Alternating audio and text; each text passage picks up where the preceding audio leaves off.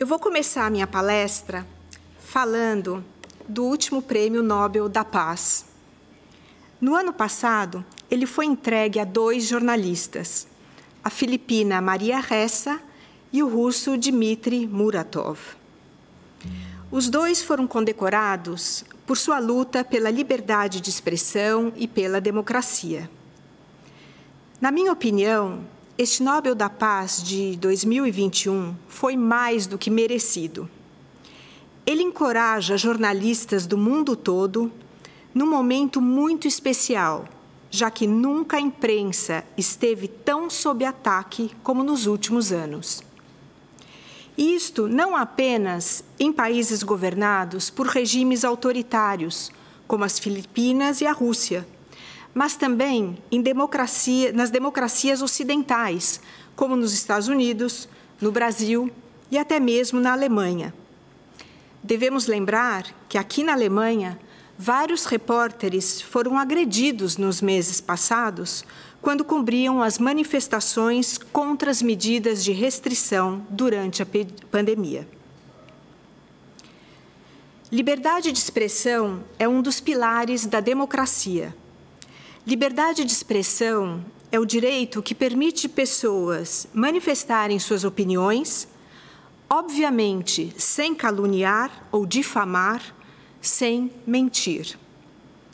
É o direito que permite meios de comunicação apurar e divulgar informações de forma independente e sem censura.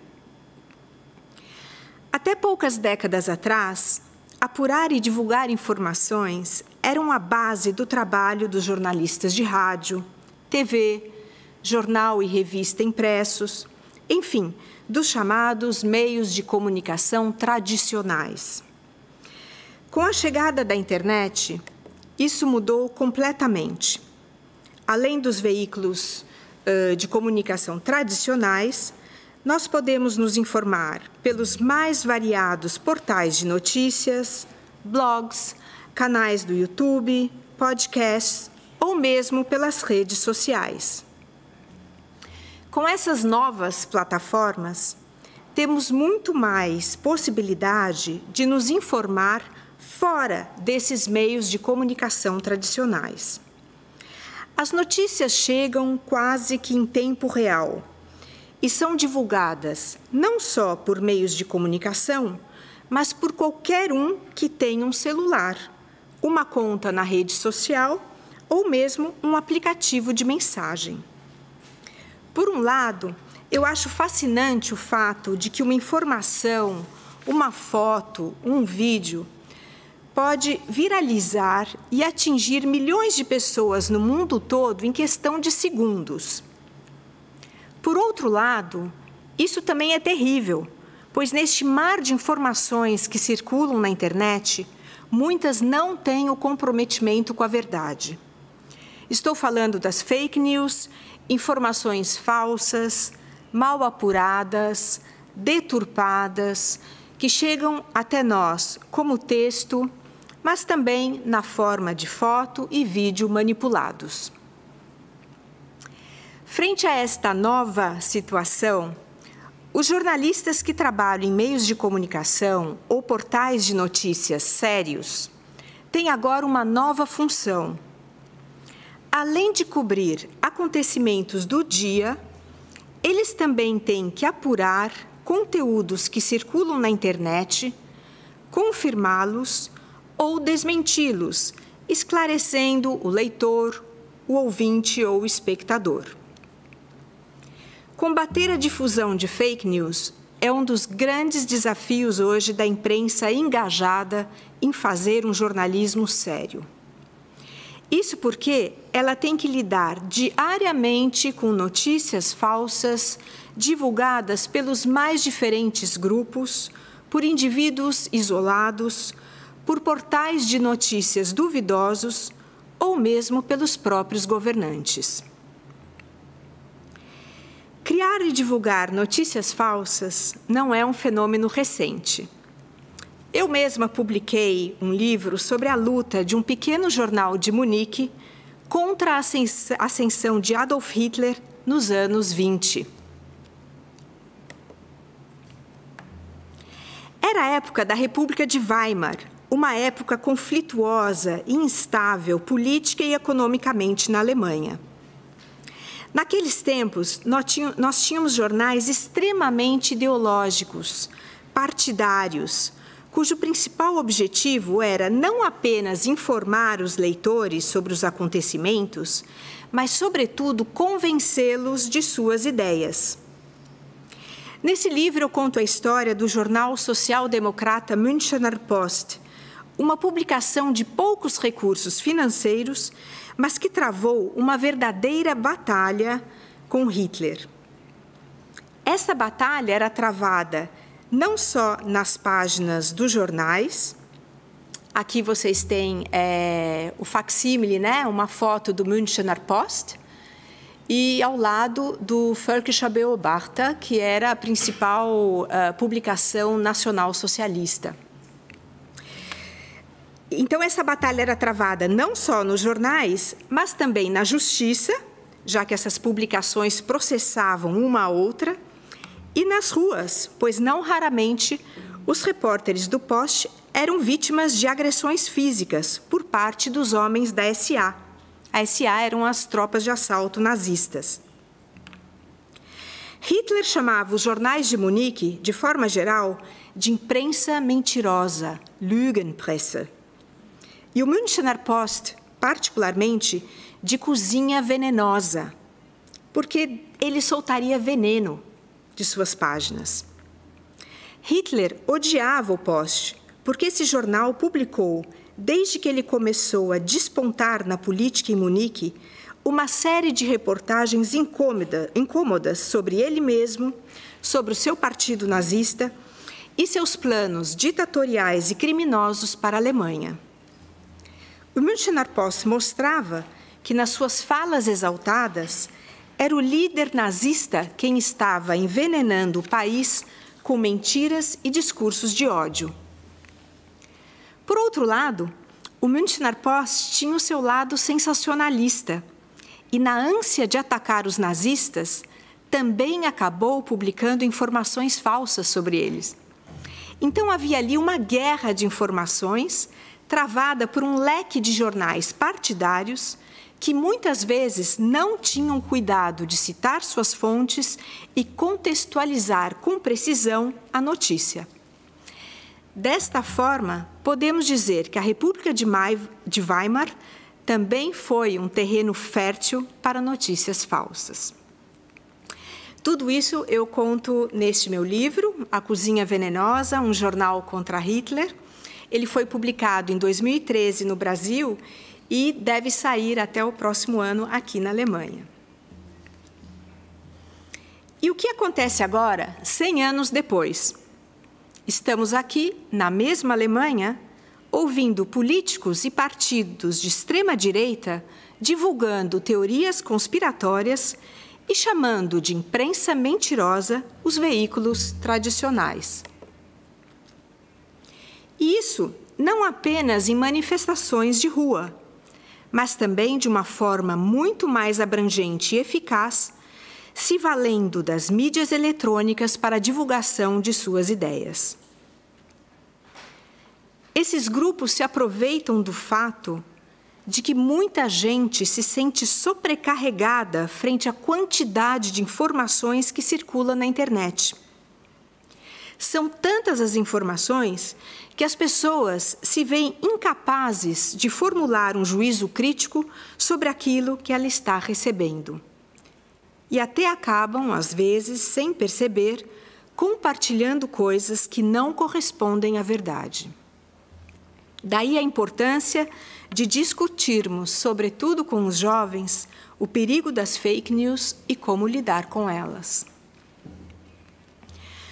Hoje, em países não democráticos, notícias falsas circulam para legitimar governos autoritários. É o caso da Rússia, onde os meios de comunicação só podem divulgar a narrativa enviesada de Vladimir Putin sobre o que ele chama de operação militar na Ucrânia, mas que, na verdade, é uma guerra iniciada pela Rússia e que, segundo a ONU, desde fevereiro matou pelo menos 4.000 civis. E se esses meios de comunicação russos não divulgarem a versão de Putin, eles podem ser proibidos e seus responsáveis presos. Já nos países democráticos, fake news servem para tumultuar, sabotar leis, incitar a desordem, caluniar instituições, empresas e profissionais sérios. Elas também promovem o ódio entre os grupos, colaborando para a divisão da sociedade e se tornando uma ameaça à democracia.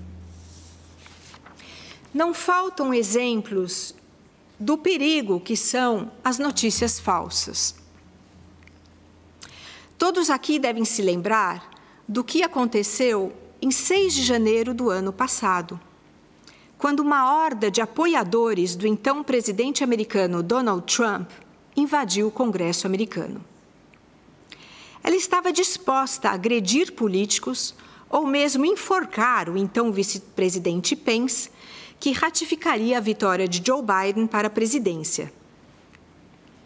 Esta invasão, que deixou 5 mortos e dezenas de feridos, foi atiçada por Trump, que não aceitava sua derrota para Biden, fazendo acusações mentirosas de fraude eleitoral.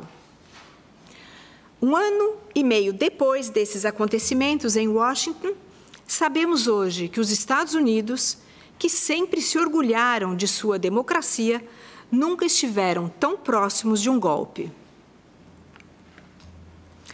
Mas aqui vou contar mais da situação no Brasil, o meu país de origem. Eu diria que desde sua redemocratização, há quase 35 anos, nunca foi tão difícil ser jornalista no Brasil. No último ranking internacional de liberdade de expressão, divulgado semanas atrás pela organização Repórteres Sem Fronteiras, o Brasil ocupa a 110ª posição num total de 180 países. De 1 ano para cá, ele até melhorou uma posição neste levantamento, mas se encontra em último lugar nessa zona laranja, que reúne os países considerados problemáticos na questão da liberdade de expressão. Para quem se interessar, eu incluí nessa tabela alguns países que eu achei interessante comentar aqui. Por exemplo, na zona onde a situação da imprensa é considerada boa, nós temos Portugal, em 7º lugar. Na verdade, na frente da Alemanha até. Nessa zona, talvez esteja um pouco claro, nessa zona onde a situação é relativamente boa, a zona amarela, nós temos a Alemanha, nós temos os Estados Unidos. E para irritar um pouco os meus amigos brasileiros, eu incluí a Argentina. Talvez vocês não saibam que o Brasil e a Argentina têm uma rixa, e eu achei muito interessante que a Argentina também se encontra, segundo os Repórteres Sem Fronteiras, nessa zona onde a situação para a imprensa é relativamente boa. O Brasil, como eu mencionei, em último lugar, nessa zona onde a situação é problemática. O México, na zona onde a situação é difícil e realmente, frequentemente, a gente ouve notícias de jornalistas assassinados no México. E, na zona vermelha, vocês têm aqui as ditaduras. Coreia do Norte, Venezuela, Rússia, China, enfim. Segundo este levantamento dos Repórteres Sem Fronteiras, esta colocação baixa do Brasil se deve a vários fatores, mas, sobretudo, ao aumento de ataques contra jornalistas e veículos de imprensa. No ano passado, foi um total de 430 ataques, sendo que quem mais dirigiu esses ataques foi o próprio presidente da República, Jair Bolsonaro. Este número espelha a dura realidade dos repórteres brasileiros, desde que o país passou a ser regido por um governo de extrema-direita. Para quem não conhece bem a situação no Brasil, eu vou fazer um pequeno resumo. Para começar, eu vou dar aqui uma opinião, a de que o governo Bolsonaro é um governo da destruição. Ele combate a proteção ao meio ambiente, combate a educação, a ciência, a saúde, os direitos humanos, sobretudo das minorias, mas também das mulheres. Bolsonaro é um político que nunca teve apreço pela democracia. Pelo contrário, é um defensor da ditadura militar e de seus carrascos. Nesse contexto, alguns analistas dizem até que Bolsonaro exerce a necropolítica no Brasil, ou seja, uma política que, por suas ações ou omissões, não se importa com a morte das pessoas. E eu concordo com esta análise. Bolsonaro apoia milícias e fomenta a compra e o uso de armas pelo cidadão comum. Nas cidades, ele defende a violência policial. E nós sabemos pelas estatísticas que as principais vítimas da polícia no Brasil são os negros. No campo ou nas florestas, seu governo não garante proteção alguma a indígenas e ambientalistas, como vimos recentemente no caso do assassinato do ativista Bruno Pereira e do jornalista britânico Dom Phillips. Na saúde, ao defender que a Covid seria uma gripezinha, Bolsonaro e seus ministros sabotaram o uso de máscara, as medidas de distanciamento e o processo de vacinação. Hoje, pesquisas de opinião pública indicam que o presidente e seu governo são considerados os maiores responsáveis pelas mais de 670 mil mortes no país devido à Covid. E toda essa política de destruição e morte é embasada em desinformação, em notícias falsas. Segundo Bolsonaro, a Amazônia não está queimando, como provam os cientistas, com base em cálculos e imagens de satélite. Segundo ele, as vacinas contra a Covid não adiantam nada. Apesar de a queda do índice de mortos no Brasil e no mundo provar o contrário. Segundo ele, as urnas eletrônicas, que há décadas garantem o funcionamento das eleições no Brasil, favorecem as fraudes, sendo que o próprio Bolsonaro foi eleito democraticamente pelo voto eletrônico e nunca conseguiu provar qualquer forma de fraude. Estes são apenas alguns exemplos. De acordo com uma agência de checagem, eu vou falar dessas agências daqui a pouco, no ano passado, Bolsonaro deu uma média de 7 declarações falsas ou distorcidas por dia. Já antes de ser eleito, a campanha de Bolsonaro à presidência foi favorecida por um esquema de disparo de notícias falsas em massa pelo WhatsApp. Eram informações mentirosas sobre o principal adversário de Bolsonaro nas eleições passadas, né? O adversário era o Fernando Haddad, candidato do PT, o Partido dos Trabalhadores. Esse esquema foi revelado por uma jornalista do jornal Folha de São Paulo, Patrícia Campos Melo, uma profissional experiente que cobriu regiões de conflitos, que foi premiada no Brasil e no exterior e que, a partir desse momento, passou a ser perseguida por apoiadores de Bolsonaro e chegou a ser caluniada pelo próprio presidente. Ele dirigiu insultos de cunho sexual, tentando desacreditar seu trabalho. Poucos dias atrás, Bolsonaro foi condenado a pagar uma indenização à jornalista. E quando Bolsonaro assume a presidência, a divulgação de fake news fará parte do seu método de governar. Como já conhecíamos do Trump, Bolsonaro privilegia a comunicação direta com seus seguidores. Bloqueando jornalistas e veículos de comunicação, ele, às vezes, contorna a imprensa tradicional, a quem também chama de mentirosa. Ele fala quase que diariamente com os apoiadores que o esperam na frente do Palácio do Planalto. O Palácio do Planalto é a sede do governo em Brasília. Esses apoiadores estão lá na expectativa de conversar e fazer uma selfie com o presidente.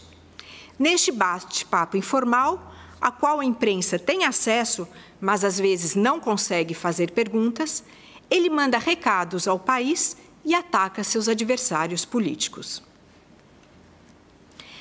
Mas a sua política de comunicação vai muito além desse chamado cercadinho, onde ele conversa com os seguidores. Ele também montou dentro do Palácio do Planalto o chamado Gabinete do Ódio, um escritório onde assessores do presidente, entre eles um dos seus filhos, coordenam as chamadas milícias digitais, um esquema de difundir informações por aplicativos de mensagens e redes sociais, com o objetivo de atacar instituições, políticos oposicionistas e meios de comunicação tradicionais. Isto está sendo investigado pela Polícia Federal, há vários processos correndo na Justiça, mas é fato que até agora poucos foram responsabilizados. Frente a este quadro, vê-se com muita preocupação o desenrolar da próxima campanha eleitoral no Brasil este ano.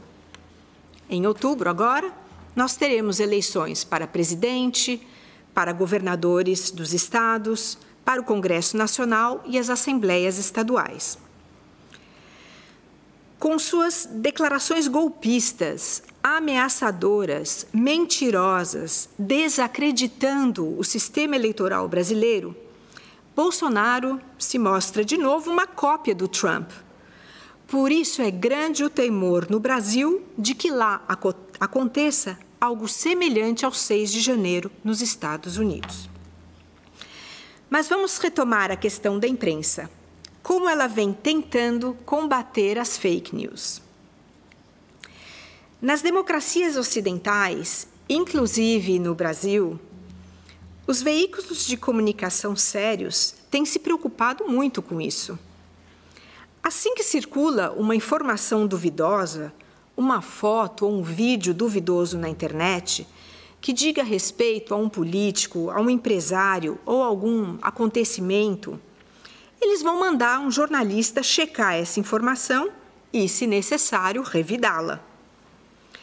Mas agora, esses meios de comunicação também contam com o apoio das chamadas agências de checagem, criadas, sobretudo, para apurar conteúdos que circulam na internet e apontar o que é falso ou não.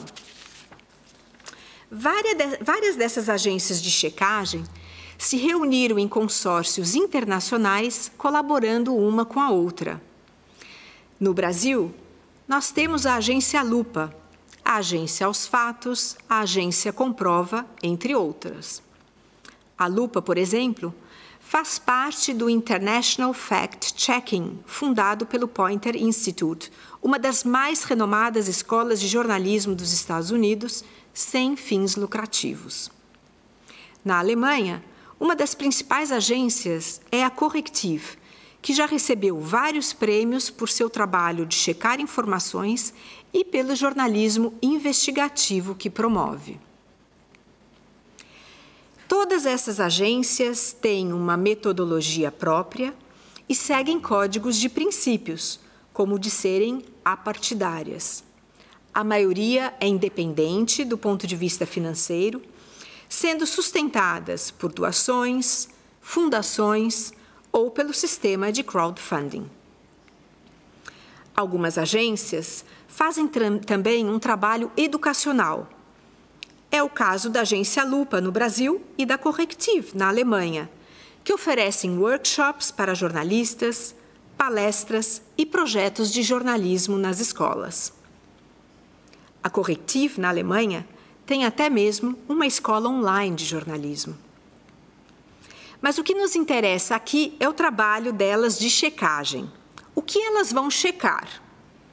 Elas vão apurar, por exemplo, declarações duvidosas feitas por uma autoridade pública, um prefeito, um deputado, ou o presidente da República, um empresário. Elas vão atrás de informações e números para ver se aquela declaração tem fundamento. Elas também vão checar informações com alto engajamento nas redes sociais, ou seja, notícias que são muito comentadas nas redes sociais e onde há suspeita de que não correspondem à verdade. Neste caso, elas tentam, em primeiro lugar, achar a origem da informação. Quem plantou a notícia, para usar um jargão do jornalismo em português. Daí elas falam com as pessoas que estão envolvidas nesta notícia. Elas têm que ouvir todos os lados envolvidos na notícia. Se se trata de um tema mais complicado, como um tema científico, elas vão falar com especialistas do tema. Ou no caso de um assunto polêmico, que pode ser visto de várias maneiras, elas vão buscar opiniões variadas. Resumindo, essas agências fazem o trabalho esperado de qualquer jornalista. Finalmente, elas vão contextualizar essas informações num texto, detalhando como elas chegaram às informações, como procederam, citando todas as fontes que utilizaram. Saber as fontes de uma informação, de uma notícia, é muito importante. Geralmente, fake news não chegam, não tem fonte. Vocês percebem que chega uma informação ali, um número, você não sabe quem deu aquilo, não diz quem falou aquilo, não sabe de qual instituição apareceu aquela informação. A fonte de uma notícia é sempre importante, porque daí a pessoa que está lendo a notícia ou ouvindo pode ela mesma ir atrás dessa fonte, abrir a homepage dessa fonte e checar se essa fonte é séria ou não, se a pessoa acredita ou não nessa fonte. Esse texto, então, feito pelas agências, é divulgado em suas homepages, nas redes sociais e naqueles meios de comunicação interessados em esclarecer aquela notícia duvidosa. Aliás, esses meios de comunicação pagam essas agências justamente, enfim, eles pagam o trabalho promovido por essas agências. O próprio Facebook se utiliza das informações obtidas pelas agências para remover conteúdos fakes ali divulgados. Na minha opinião, o Facebook poderia remover mais do que ele faz, mas mesmo assim, algumas vezes a gente vê que um determinado post foi retirado depois de ter tido uma checagem por parte de uma das agências. Vem tudo explicado ali.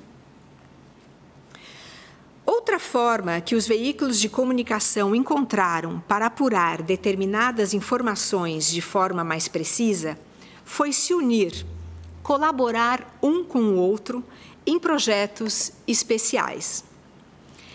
Isso aconteceu no Brasil logo no início da pandemia, quando ficou claro que o país não poderia confiar no governo federal para ter um retrato mais ou menos preciso da situação da Covid. Isso porque o Ministério da Saúde impôs uma série de restrições na divulgação dos números referentes à Covid. Os grandes jornais brasileiros e a Rede Globo se uniram, então, para coletar os números de infectados, de mortos, de vacinados, divulgados pelas secretarias estaduais da saúde. Foi a solução que eles encontraram para informar diariamente os brasileiros sobre a situação trágica da Covid que o governo Bolsonaro tentava esconder. Também aqui na Alemanha, nós temos consórcios de empresas jornalísticas. É o caso do jornal Süddeutsche Zeitung e das emissoras de rádio e TV WDR e NDR, que desde 2014 se juntam em projetos especiais, sobretudo em reportagens investigativas que apontam irregularidades por parte de um governo, de uma empresa. Entre os escândalos que eles desvendaram estão os chamados Panama Papers. Foi aquele caso de milhares de empresas que punham dinheiro em paraísos fiscais, talvez vocês se lembrem disso. E, mais recentemente, eles desvendaram o uso de trabalho escravo numa fazenda da Volkswagen na Amazônia, durante a época da ditadura no Brasil. Também acho importante o fato de que os veículos da grande imprensa se abriram para as novas ferramentas digitais, para atrair o público jovem. Nós sabemos, os jovens hoje não se informam com jornais impressos, que talvez muitos aqui ainda leiam, eu leio, pelo menos. Eles se informam sobre o que acontece no mundo, sobretudo pelas redes sociais, Twitter, Instagram, TikTok e também pelo que chega no WhatsApp. Então, é importante que esses grandes veículos estejam presentes nas redes sociais. Além disso, nas suas homepages, eles oferecem reportagens mais curtas, em forma de vídeos, podcasts ou web stories, para quem não tem tempo ou paciência de ler e quer ter apenas um apanhado geral das notícias. Para quem não sabe, numa web story, você lê a notícia no celular, passando o dedo na tela, como a gente faz no Instagram. E ali estão informações acompanhadas de fotos, animações, gráficos, o que deixa o visual mais atraente e chama o leitor para um conteúdo de qualidade. É um conteúdo conciso, mas bem feito. A gente encontra essas web stories, por exemplo, na homepage da revista Spiegel, na Alemanha, e no jornal Folha de São Paulo, no Brasil. Eu não quero aqui fazer a defesa só dos meios, dos grandes meios de comunicação, desses meios tradicionais de comunicação, das grandes empresas jornalísticas, como se a gente só pudesse confiar nelas. Eu falei muito delas, em primeiro lugar, porque eu conheço melhor. É onde eu trabalhei, é onde eu aprendi a fazer jornalismo e é o que eu ainda mais sigo e leio. Mas eu falo delas, sobretudo, por causa dessa campanha, dessa retórica anti-imprensa que existe hoje, essa ideia de imprensa mentirosa que políticos e grupos populistas tentam generalizar. Sem dúvida, há problemas nesses veículos tradicionais. Sem dúvida, eles também cometem erros de informação. Alguns afirmam fazer um jornalismo apartidário e não fazem. No Brasil, nós temos a concentração privada das mídias, ou seja, muitos jornais nas mãos de algumas famílias, o que afeta a questão da pluralidade, da transparência. Mas eu ainda acho que, de uma forma geral, os grandes jornais e TVs aqui na Alemanha, ou mesmo no Brasil, têm a preocupação de fazer um bom jornalismo.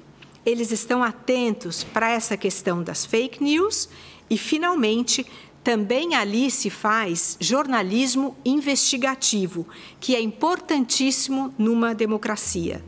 Desvendar irregularidades, abusos, corrupção. Bom, então é importante dizer que também há muitas plataformas, portais de notícia menores, independentes dos grandes veículos de comunicação, que praticam um ótimo jornalismo. São portais científicos, culturais, portais voltados para o jornalismo investigativo, como o Intercept nos Estados Unidos e no Brasil. O Intercept Brasil, por exemplo, costuma fazer reportagens bem críticas à grande imprensa. Daí a importância de termos várias opções de como nos informar, além dos meios de comunicação tradicionais. Também temos outras plataformas, como podcasts, programas no YouTube, alguns mais especializados, outros de informações gerais, que vão passar informações de um modo mais relaxado. Eles comentam o noticiário, falam de um tema específico de uma maneira mais descontraída, às vezes até engraçada. Na minha opinião, Informar uma pessoa com entretenimento também é válido, desde que as informações que circulem ali estejam corretas.